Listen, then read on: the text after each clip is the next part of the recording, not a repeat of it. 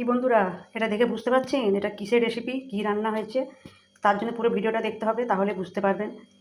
আপনারা তো একই রকম তরকারি খেয়ে খেয়ে বোর হয়ে যাচ্ছেন, আর বোর হতে হবে না। দেখুন, এটা হচ্ছে এইভাবে আপনারা ডিমের ধোকা করে বাড়িতে বানিয়ে খাবেন। তো এই রান্নাটা খুবই অল্প সময়ের মধ্যে খুব কম খরচে বাড়িতে থাকা উপকরণ দিয়েই করা যায়। তো দেখুন রান্নাটা কেমন হয়েছে, আর অবশ্যই আপনারা বাড়িতে একবার ট্রাই করে খাবেন, খেতে অসাধারণ লাগবে। তো দেখুন আপনারা পুরো ভিডিওটা আমি কীভাবে বানিয়েছি, সঙ্গে থাকুন। আর যদি ভালো লাগে অবশ্যই একটা লাইক কমেন্ট করতে ভুলবেন না। ডিমগুলোকে ভেঙে একটা বোলের মধ্যে নিয়েছি। এর মধ্যে আমি কিছুটা নুন দেবো, আর দেবো আমি কিছুটা গোলমরিচের গুঁড়ো দিয়ে এটাকে ভালো করে ফেটে নেব। ফেটে নিয়ে এখানে আমি এই যে তেল ব্রাশ করে রেখেছি একটা টিফিন কৌটোয়, ব্রাশ করে এখানে যে পানি ফুটছে আমি স্ট্যান্ড দিয়ে দিয়েছি। এটাকে ফেটে আমি এর মধ্যে দিয়ে দেবো। টিফিন কৌটো দিয়ে এটা আমি ঢাকনা দিয়ে দিচ্ছি, দিয়ে এখানে একটা গরম পানি বসিয়েছি, স্ট্যান্ড বসিয়ে রেখেছি। এর মধ্যে আমি এটা চাপিয়ে দেবো, দিয়ে এটাকে ঢাকনা চাপাতে ভাপিয়ে নেব। এই যে আমার ভাপানো হয়ে গেছে, আমি ঠান্ডা করে নিয়েছি। নিয়ে যে সুন্দর দেখুন, এটাকে আমি এবার উল্টে ঢেলে নেবো, ঢেলে পিস করে কেটে নেব। এটা ভাজা হয়ে গেছে, আমি এবার এগুলোকে তুলে নেবো। আমাদের ডিমের ঝোল খাই, ডিম ভাজা খাই, এগুলো এটা একটু অন্যরকমভাবে রান্না।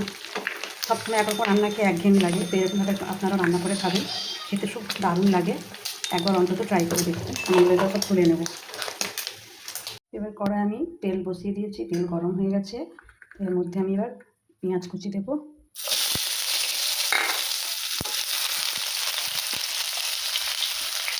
তেল গরম হয়ে গেছে, আমি এবার এই পেঁয়াজ কুচি দিয়েছি আমার।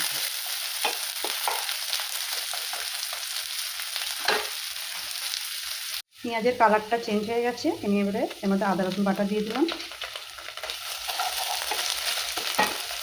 দিয়ে দেবো টমেটো কুচি,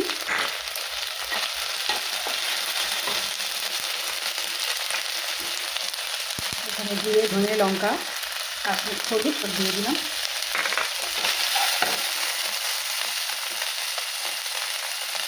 দিলাম মিট মশলা দিয়ে ভালো করে এটাকে কষে নেব। একটু পানি দিয়ে দেবো,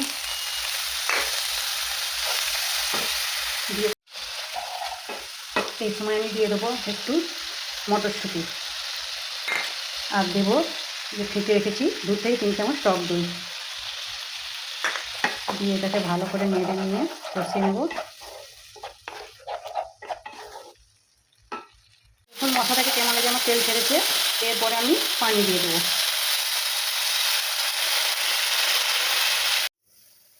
পানিটা ফুটে উঠেছে, এরপর আমি এর মধ্যে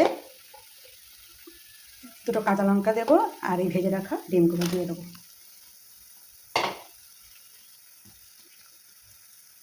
দিয়ে আবার আমি কিছুক্ষণ ফুটিয়ে নেব। কি সুন্দর হয়েছে এবার কালার। এই সময় আমি এখানে একটু চিনি দিয়ে দেবো, দিয়ে দেবো ধনে পাতা কুচি, দিয়ে দেবো কসুরি মেথি, ছোটো চামচে 1/2 চামচ গরম মশলার গুঁড়ো, আর সবশেষে দিয়ে দেবো একটু সামান্য 1/2 চামচের মতো ঘি। আপনারা ঘি হাতের কাছে থাকলে দেবেন, না হলে দেওয়ার দরকার নেই।